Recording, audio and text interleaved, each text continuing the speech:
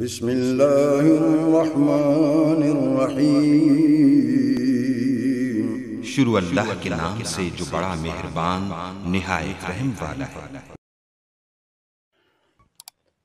یا ایہا الذین آمنوا کلوا من طیبات ما رزقناکم، اے ایمان والو کلو کھاؤ من طیبات پاکیزہ صاف ستھری چیزیں، ما رزقناکم جو روزی ہم نے تم کو دی، واشکروا للہ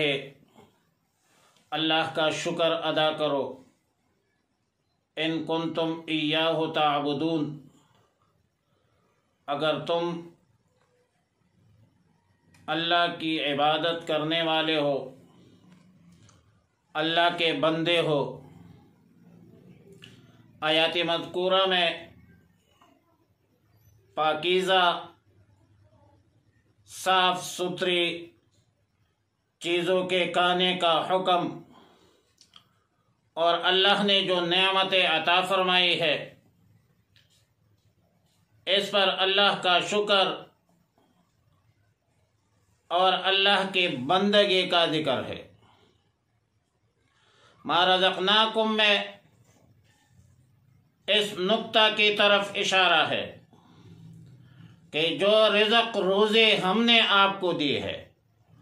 وہ کھاؤ، دوسروں کا مال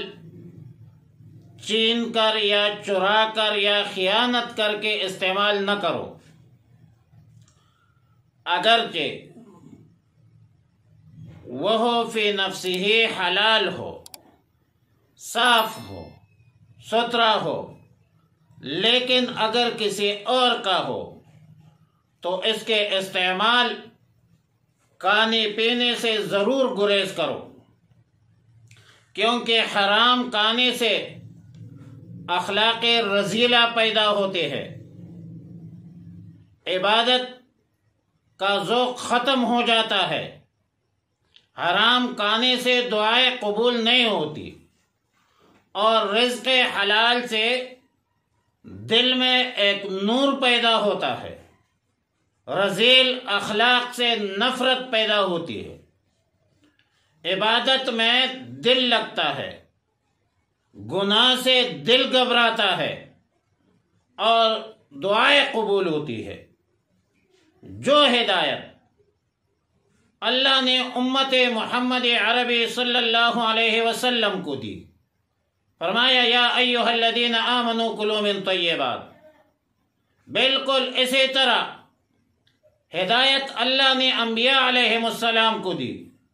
اور فرمایا یا ایھا الرسل کلوا من طیبات۔ لہذا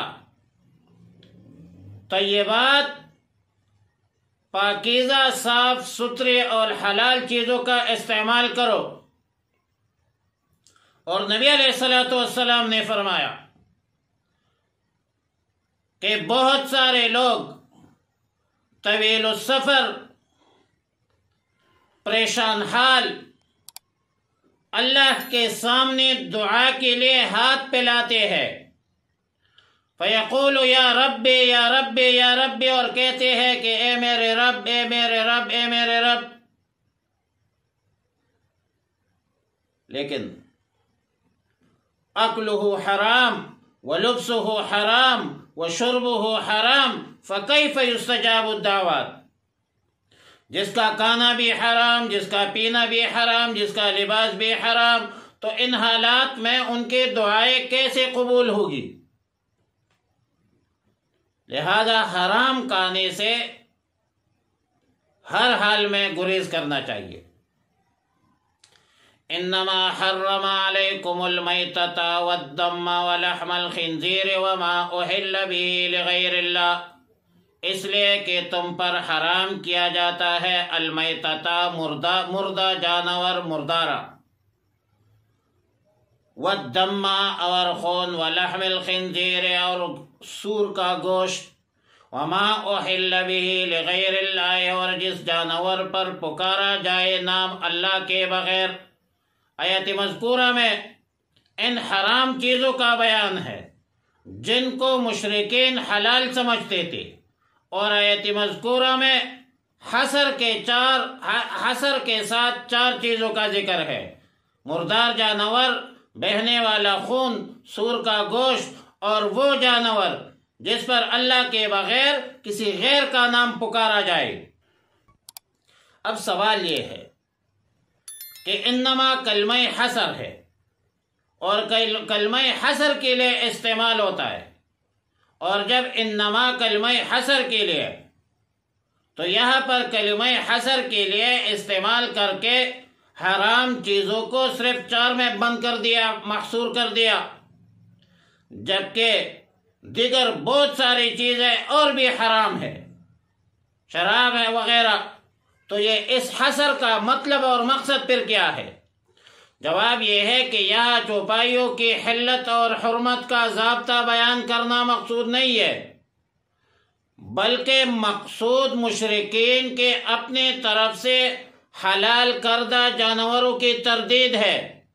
اور مشرکین نے اپنی طرف سے بحیرہ، سائبہ، وسیلہ، حامہ، یہ اپنی طرف سے اس نے حرام کر دیا تھا، اور سورہ مائدہ میں تفصیل آئے گی۔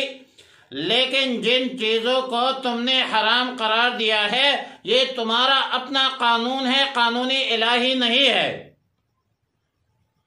اور علامہ علوسی لکھتے ہیں روح المعانی میں کہ لیس المراد من الآیت قصر الحرمت علی ما ذکر مطلقا کما هو الظاہر بل مقید بما اعتقدوه حلالا۔ میتتا پہلے نمبر پہ میتتا ہے، میتتا وہ جانور ہے جو ذبح کیے بغیر ہلاک ہو جائے یا خود مر جائے،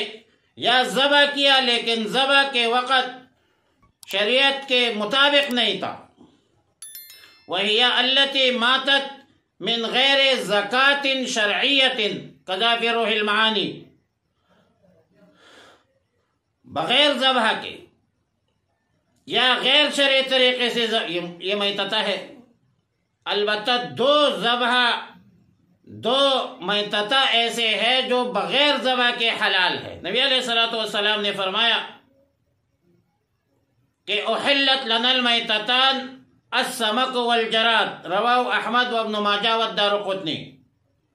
نبی علیہ الصلوۃ والسلام نے فرمایا کہ 2 مردار حلال کر دی گئی ہے ہمارے لیے، ایک مچھلی اور ایک ٹڈی، جس کو ملخ کہتے ہیں پشتو میں۔ اور چونکہ ذبح کی علت دم مسفوح کا اخراج ہے، یعنی التطہیر من دم المسفوح ہے، اور مچھلی اور ٹڈی میں خون نہیں ہوتا، اسی لیے یہ مستثنا ہے۔ لہذا مچھلی اور ملخ ٹڈی بغیر ذبح کے کھانا کیا ہے، یہ جائز ہے، خواہ خود مر جائے یا کسی کے مارنے سے مر جائے۔ البتہ ایک بات ذہن میں رکھے کہ جو مچھلی سڑ جانے کی وجہ سے خود پانی کے اوپر آ جائے تو اس کا کھانا درست نہیں ہے۔ اچھا، ایک اور مسئلہ بھی ذہن نشین فرما دے کہ بندوق کے گولی سے کوئی جانور زخمی ہو جائے اور ذبح سے پہلے مر جائے تو وہ ایسا ہے جیسے پتھر مارنے سے مر جائے، جس کو قرآن کریم نے موقوذہ کہا ہے، یہ بھی حرام ہے۔ البتہ زخمی ہونے کے بعد اور مرنے سے پہلے ذبح کیا تو وہ حلال ہے۔ اور یہ بھی یاد رکھے کہ میتتا مردار جانور کے وہ تمام اجزاء حرام ہے جو کھانے کے قابل ہے، اور جو کھانے کے قابل نہیں، مثلا ہڈی، بال وغیرہ، وہ پاک ہے اور ان کا استعمال جائز ہے۔ ومن اصوافها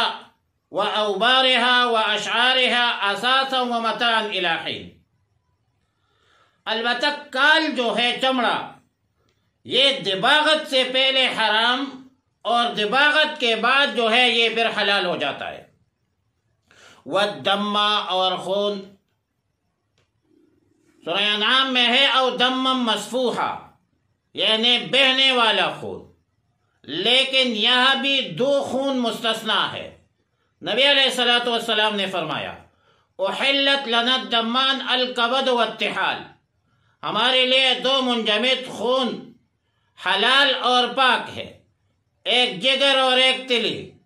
یہ دو جو ہے اس کا یہ خون جائز ہے ہمارے لیے اس کا کھانا۔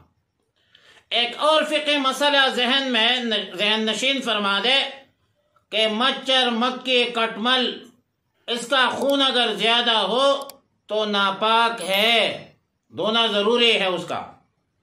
البتہ اس کے علاوہ جو ہمارے ماحول میں آج کل ایک انسان دوسرے انسان کو خون دیتا ہے تو ایسا ہے کہ وہ دودھ دینے کے مترادف ہے، اور خون دینا بالکل جائز ہے، کیونکہ دودھ بھی خون کے بدلی ہوئی صورت ہے اور جزء انسان ہونے میں مشترک ہے، انسان کی ایک حرمت ہے۔ فرق صرف اتنا ہے کہ دودھ پاک ہے اور خون ناپاک ہے، تو حرمت کے پہلی وجہ یعنی جزء انسانی ہونا تو یہاں وجہ ممانعت نہ رہی، صرف نجاست کا معاملہ رہ گیا۔ اور ظاہر ہے دوا کے معاملے میں فقہاء نے خون کے استعمال کی اجازت دی ہے۔ امام قرطبی ولحم الخنزیر، تیسرا امام قرطبی فرماتے ہیں کہ حرمت خنزیر میں گوشت کے قید لگائے، لحم کے قید، ولحم الخنزیر فرمایا، اور اس سے مقصود تخصیص نہیں بلکہ اس کے تمام اجزاء، ہڈی، کال، بال، پٹے باجماع امت حرام ہے، لیکن لحم کے لفظ کا اضافہ کر کے اس طرف اشارہ کیا کہ خنزیر دوسرے جانوروں کی طرح نہیں ہے کہ وہ ذبح کرنے سے پاک ہو سکے گا، اور ظاہر ہے کہ خنزیر سور جو ہے یہ نجس العین ہے۔ وما احل به لغیر اللہ، احل احلال سے ہے جس کا معنی ہے آواز بلند کرنا، الاحلال اصلہ رفع الصوت، اور یہ وہ جانور ہے جو غیر اللہ کے لیے نامزد کر دیا گیا ہو، اور اس کے تین صورتیں ہیں۔ صورت نمبر 1 یہ ہے کہ کسی جانور کو اللہ کے بغیر کسی غیر کے تقرب کے لیے ذبح کیا جائے اور بوقت ذبح غیر اللہ کا نام پکارا جائے تو اس جانور کا کھانا بے اجماع امت حرام ہے، کیونکہ اللہ کے بغیر غیر کے نام پر ذبح ہوا ہے، اور جو اللہ کے بغیر غیر کے نام پر ذبح ہو جائے وہ احل لغیر اللہ میں داخل ہے۔ دوسری صورت یہ ہے کہ کسی جانور کو اللہ کے بغیر کسی غیر کے تقرب اور خوشنودی کے لیے ذبح کیا جائے، خون بہانے کا مقصد غیر اللہ کی خوشنودی ہو لیکن ذبح کے وقت اللہ کا نام لیا تو یہ بھی بے اتفاق فقہا حرام ہے، جیسا کہ بہت سے ناواقف لوگ بزرگان دین اور پیروں کے نام پر ان کے خوشنودی حاصل کرنے کے لیے بکرے، مرغے ذبح کرتے ہیں۔ البتہ یہ جو دوسری صورت ہے، اس صورت کے استدلال میں اختلاف ہے۔ بعض مفسرین اور فقہاء اس صورت کو بھی وما احل به لغیر اللہ کا مدلول صریح قرار دیتے ہیں، اور بیضاوی کے حاشیہ پر ہے فَكُلُّ مَا نُودِيَ بِهِ فَكُلُّ مَا نُودِيَ عَلَيْهِ بِغَيْرِ اسم اللَّهِ فَهُوَ حَرَامٌ وَإِن ذَبَحَ بِاسْمِ اللَّهِ تَعَالَى عَزَّ وَجَلَّ، ہر وہ جانور جس کو غیر اللہ کے نام کر دیا گیا وہ حرام ہے اگرچہ بوقت ذبح اللہ ہی کا نام لیا جائے۔ الغرض جانور کا ذبح تو تقرب الی غیر اللہ کی ہو، مگر عند ذبح اسم اللہ لیا، اللہ کا نام لیا، تو اشتراک علت یعنی نیت تقرب الی غیر اللہ کی وجہ سے وما احل به لغیر اللہ کے حکم میں داخل ہے۔